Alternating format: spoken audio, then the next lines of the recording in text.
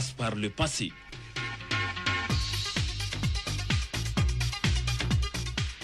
Radio Clédou, le bonheur du futur, l'avenir sur le potentat des ondes FM. « 101.2, la passion a toujours raison. » La Sotelma Malitel vous donne l'heure. Il est 7 heures.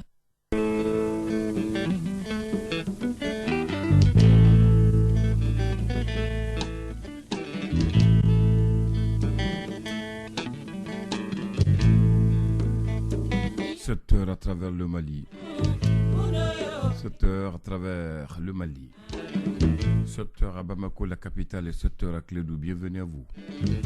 Dans un instant, le journal. Pendant ce temps, vous allez savourer la voix de Sekou Dabo dans les titres Souleymane. Bienvenue à Cheikh Fanta Madi Kamara, l'enfant de Sibi. Bienvenue à Slima Bachili, le maire. Il comprend bien le marca. Bienvenue à Souleymane Koulibaly de la Sotelma Malitel. Bienvenue à mon ami Soumaïli Rodiko. Bienvenue à Madame Bienta. Bienvenue à Diawou Sal Mustafa Diawara.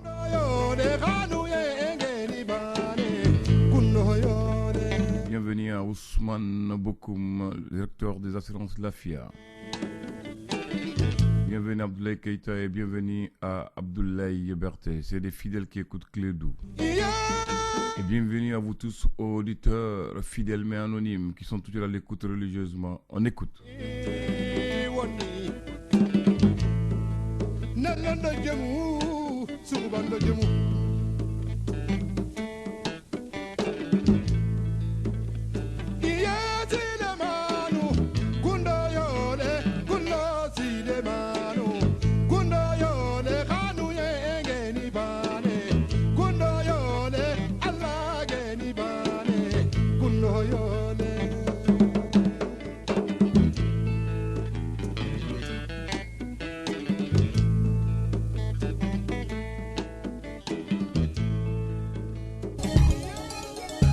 Le sport, les infos, la musique, l'actualité, le tout amusé et servi à chaud pour vous sur Radio Clédou.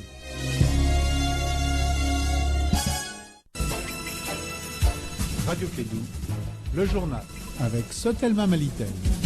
Mesdames et messieurs, rebonjour, bienvenue avec cette fraîcheur qui tout simplement nous donne une bonne température et ça fait bon au moral.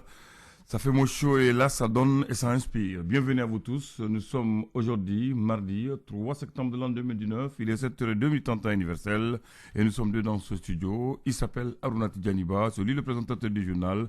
Je le souhaite bienvenue et surtout bonne présentation Aruna. Vous avez la parole.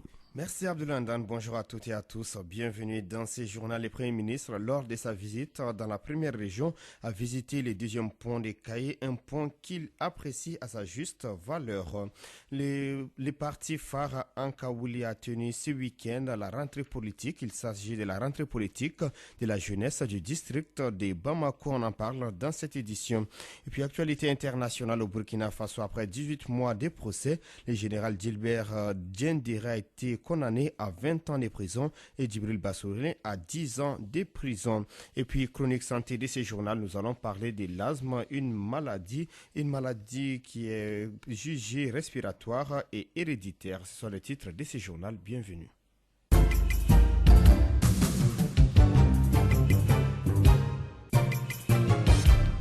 Il est 7h passé de 3 minutes à Badougou, Djoliba, même heure dans la cité des rails. Le Premier ministre et sa délégation en visite à Kaye ont visité les chantiers du deuxième pont de Kaye. Les travaux sont à la dernière phase.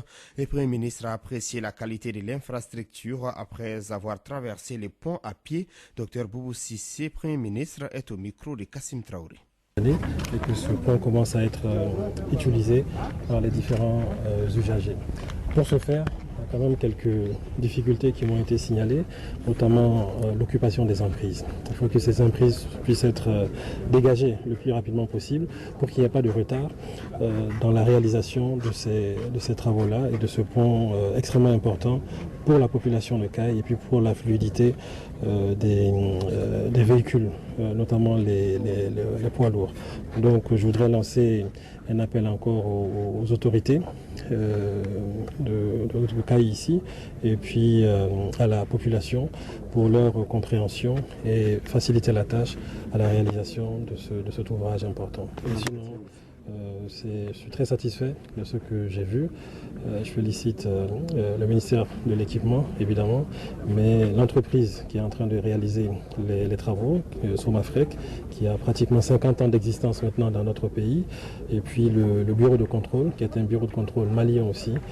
Ça a été un travail d'équipe, c'est un travail phénoménal, comme vous venez de voir, et c'est un travail à encourager. Le Premier ministre du Mali, Dr Boubou Cissé, le collectif des manifestants du 23 août dernier, était également présent lors de la conférence des cadres dans la région de Caille. Le collectif a renouvelé ses revendications avant d'aborder d'autres préoccupations. Abdoulaye Koulibaly, président du collectif du 23 août. La région de Caille a bénéficié d'infrastructures de développement. Certaines d'entre elles sont actuellement dans un état soit d'inopérationnalisation, soit en arrêt d'exploitation. On peut citer entre autres la route RN1 Bamako-Caille-Diboli, le chemin de fer de Dakar-Niger, l'aéroport international d'Agdag. Cet état de fait a causé des préjudices tant à l'économie régionale qu'aux populations dans leurs activités de survie. Cette situation a renforcé l'état d'enclavement de la région de Caille qui, jadis, vitrine de l'économie nationale, est isolée et livrée à son sort. Cette situation n'est pas ignorée des décideurs et crée chez la population un sentiment d'abandon. En plus des problèmes de désenclavement de la région évoquée, il existe d'autres problèmes de développement sur lesquels nous voulons attirer votre attention. Il s'agit entre autres le besoin d'une université à Caille, le bitumage de la route Caille-Sadiola-Kenyeba, le bitumage du tronçon de la route Babaroto, cercle de Bafulabé-Tukoto-Kita, le bitumage du tronçon Manantali-Tabaga, la construction de la route Caille-Aourou vers Kifa, Mauritanie, RN23, la construction du pont sur le fleuve à Bafulabé. Abdoulaye Koulibaly, président du collectif du 23 août. Vous êtes sur les 90.8 depuis la cité légendaire des rails. Ici, dans la cité des Trois Caïmans, les jeunes du parti phare Ankaouli du district font leur rentrée politique. C'était ce week-end à la maison des aînés de Bamako. La cérémonie était présidée par les présidents du parti Modibo Sidibé. Les échanges portaient essentiellement sur les thématiques état des lieux des structures du parti dans les districts de Bamako et perspectives et la situation politique nationale. Etienne Yaré, reportage. La rentrée politique du parti phare Ankaouli s'inscrit dans le cadre des activités du parti. Après une période de pause, les différentes structures se retrouvent pour faire le point des activités. Sinalou Jawara, secrétaire politique du parti phare Ankaouli. Les 6 communes sont là pour échanger avec elles la situation du parti dans chaque district de Bamako. Au-delà de cette situation, en faire un débat et tracer des perspectives à prendre pour chaque section. Après ce premier point, il y aura effectivement un autre point. Vous savez que notre pays maintenant est caractérisé par d'activités intenses politiques. Nous allons débattre de ces activités, de cette situation politique, échanger entre nous et nous donner un certain nombre d'orientations et de voies à prendre. Donc c'est un débat que nous allons faire, un débat démocratique, un débat qui permettrait à chacun d'entre nous de se donner son avis pour l'orientation du parti dans le district de Bamako, qui va s'inscrire évidemment dans un cadre global d'orientation du parti. Lors de cette rentrée politique, il était notamment question de la situation actuelle du pays. Sinali Jawara. Le parti s'inscrit aussi dans le cadre de la recherche des défis nationaux. Vous conviendrez avec nous qu'aujourd'hui notre pays fait face à une situation très difficile. Il y a énormément de défis qui sont là et qui jalonnent la vie quotidienne de ce pays. Donc l'une de nos préoccupations, c'est aussi de contribuer à la résolution de ces défis, de faire en sorte que toutes les crises que nous connaissons, ces crises puissent être des crises soit résolues et au bonheur du peuple malien. Le parti phare Ankaouli est un regroupement politique qui a vu le jour le 3 mars 2013. Restons dans les registres politiques. Mise en place du plan de redynamisation de la jeunesse du parti ADP Maliba du district de Bamako. Le bureau du mouvement des jeunes du parti a lancé samedi son programme de réorganisation de la jeunesse. Un programme qui vise à bien installer le mouvement national des jeunes. On écoute Cheikh Oumar Diallo. Il est le président du mouvement national des jeunes de ADP Maliba au micro de Mariam Kamara. Depuis le congrès que nous avons organisé au mois de mai, le mouvement national des jeunes a bénéficié de beaucoup de réformes au sein du parti qui se sont matérialisées notamment par la mise à disposition d'un nouveau règlement intérieur et donc une nouvelle structuration. Donc à ce titre-là, il était important d'aller sur le terrain et de débuter cette réorganisation qui nous permettra de bien installer le mouvement national des jeunes conformément à notre statut et conformément au règlement intérieur spécifique au mouvement national des jeunes. Ça va commencer à Bamako d'abord. Le premier comité a été mis en place dans mon secteur à moi-même. Ce sera suivi par la mise en place des comités jusqu'à ce qu'on arrive aux différentes sections jeunes du district de Bamako. Et parallèlement à cette structuration à Bamako, à l'étranger, notamment en France, en Côte d'Ivoire, au Gabon, mais aussi dans les régions, les jeunes sont en train de mettre en place les commissions de validation qui vont structurer le parti localement dans sa composante jeune. Le processus normalement sur Bamako doit se clôturer le 18 décembre et pour ce qui concerne les autres régions et la diaspora, c'est un processus continu. Nous voulons prendre le temps d'installer les structures du parti de manière à ce qu'elles soient réellement représentatives d'une base sociale jeune dynamique. À l'instant, Cheikh Oumar Diallo, président du mouvement national de jeunes du parti ADP Maliba. Sur un autre sujet, Appel Mali fait le point de ses activités. Le regroupement de la presse a tenu la semaine dernière une conférence de presse pour évoquer différents points relatifs à son plan d'action 2019. Modibo Fofana est le président de l'association de la presse professionnelle du Mali. Il est au micro de Souley Koulibaly. Appel Mali a décidé de mener des formations, des activités pendant 6 mois. Et c'est grâce à nos partenaires Free Press, qui sont néerlandais, qui nous ont financés et pour mener ces activités. Et ces activités sont, entre autres, la formation, des séminaires, la sensibilisation aussi des journalistes, même souvent dans ces formations, il y a même des formations qui seront délocalisées en dehors du Mali. L'Appel Mali s'est engagé toujours à professionnaliser les secteurs, raison pour laquelle aujourd'hui, nous avons axé même ces formations sur les thématiques, l'éthique et déontologie journalistique, les plaidoyers, les modèles économiques, c'est-à-dire comment on peut vraiment professionnaliser les secteurs, rendre même les sites d'information des vraies entreprises. C'est ça l'objet principal même de cette conférence de presse.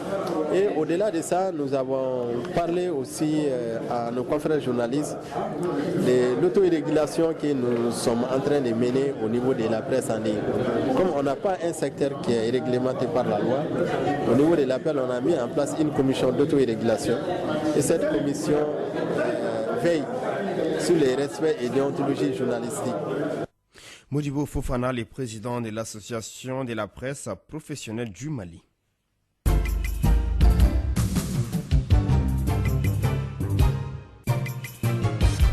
7h12, actualité internationale de ce journal. Au Burkina Faso, après 18 mois de procès, le général Gilbert Diendéré, ex-chef d'état-major particulier de Blaise Compaoré, est condamné à 20 ans et Djibril Bassoulé, un autre ténor du régime, écope de 10 ans de prison ferme. Une dizaine de personnes sur les 84 accusés ont été acquittées pour infraction non constituée et au bénéfice du doute. Un verdict salué par les avocats des parties civiles.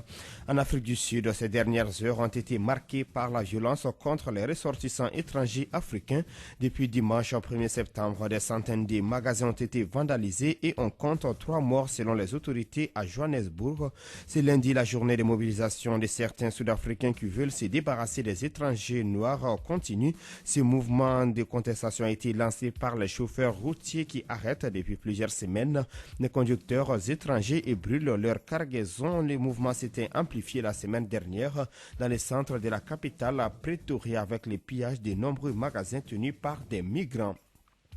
Hors du continent, aux États-Unis, l'ouragan Dorian a fait au moins 5 morts aux Bahamas, où de nombreuses habitations sont submergées par des eaux, tandis que les évacuations sont en cours dans le sud-est des États-Unis, Floride en tête. L'ouragan qui a été rétrogradé de catégorie 5 à 4, puis de 4 à 3 reste néanmoins extrêmement dangereux avec des vents d'environ 205 km à l'heure. Il se maintient à l'heure actuelle au-dessus de l'île des Grands Bahamas et progresse progresse très lentement, a souligné le Centre national des ouragans américains. À Santa Barbara, en Californie, précisément, les autorités craignent un lourd bilan après un incendie à bord d'un bateau de touristes. Le bateau naviguait près de l'île de Santa Cruz pour un séjour de plongée. Cela s'est produit la nuit dernière. 39 personnes étaient à bord. Le bateau a coulé après que l'incendie se soit déclaré, d'où le pessimisme des autorités. Au moins 8 personnes sont décédées et 26 autres restent disparus. En Colombie, tuerie dans les Cauca lundi 2 septembre. Les autorités ont confirmé la mort de 7 personnes dans le nord du département du Cauca, une des régions les plus violentes du pays. Une des victimes, Karina Garcia, 32 ans, était candidate à la mairie du village de Suarez. Il est 7h passé de 15 minutes dans le studio d'Ilibaba Sissoko.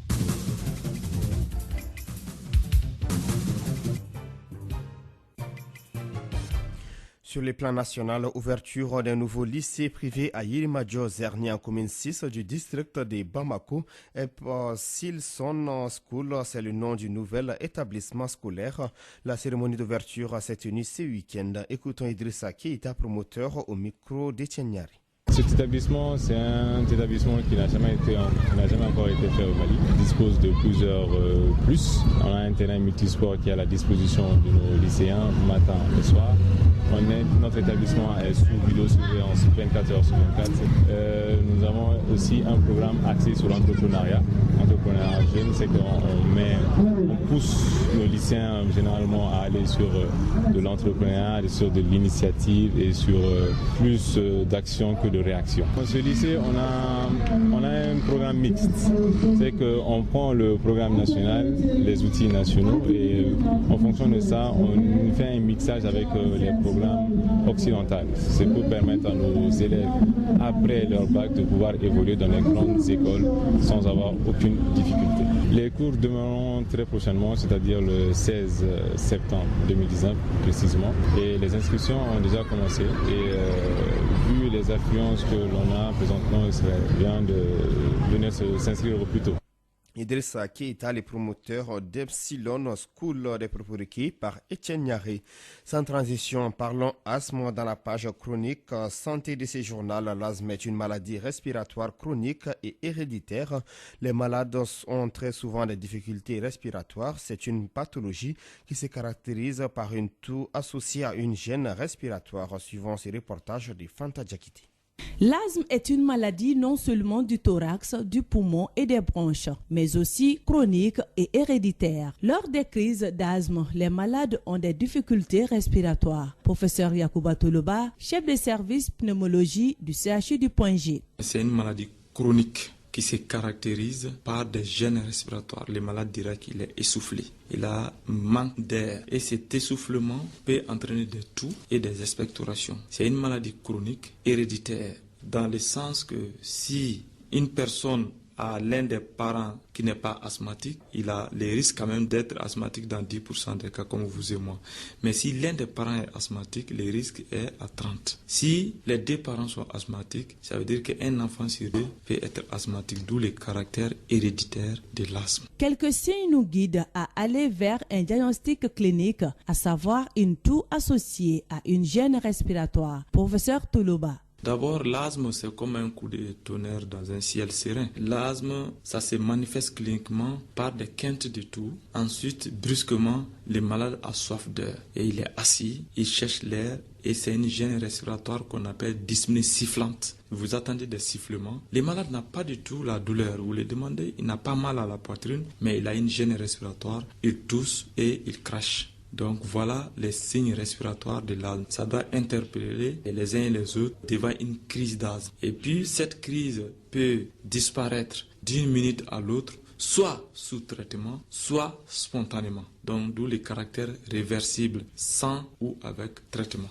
Aujourd'hui, les nombreux progrès thérapeutiques permettent aux malades de contrôler les signes de l'asthme dans la quasi-totalité des cas. L'asthme est une maladie chronique et héréditaire qu'on ne peut pas guérir. Mais il existe des moyens de défense Professeur Yacouba Toloba, chef de service pneumologie du CHU du Point G. On parle de plus en plus du contrôle de l'asthme. Quand on arrive à contrôler l'asthme, et on dira que l'asthme est entre guillemets guéri, mais on ne guérit pas de l'asthme. Quand on est asthmatique à vie. Il ne faut pas qu'on ait peur de dire qu'on est asthmatique et c'est à vie. Parce que maintenant, on a tout un arsenal de traitements. Vraiment, quand on administre, le malade peut faire le reste de sa vie sans faire une crise. Donc ça, c'est pas loin d'une guérison. Le diagnostic d'asthme est essentiellement clinique. Quels sont les moyens de diagnostic de cette pathologie? Des éléments de réponse avec professeur Toloba. En voyant les malades, en voyant ses antécédents au niveau familial, la fratrie, etc. S'il y a des asthmatiques, on se fait une idée. De deux, et on peut faire une radio de contrôle. Là, on ne voit pas l'asthme. Il y a d'autres moyens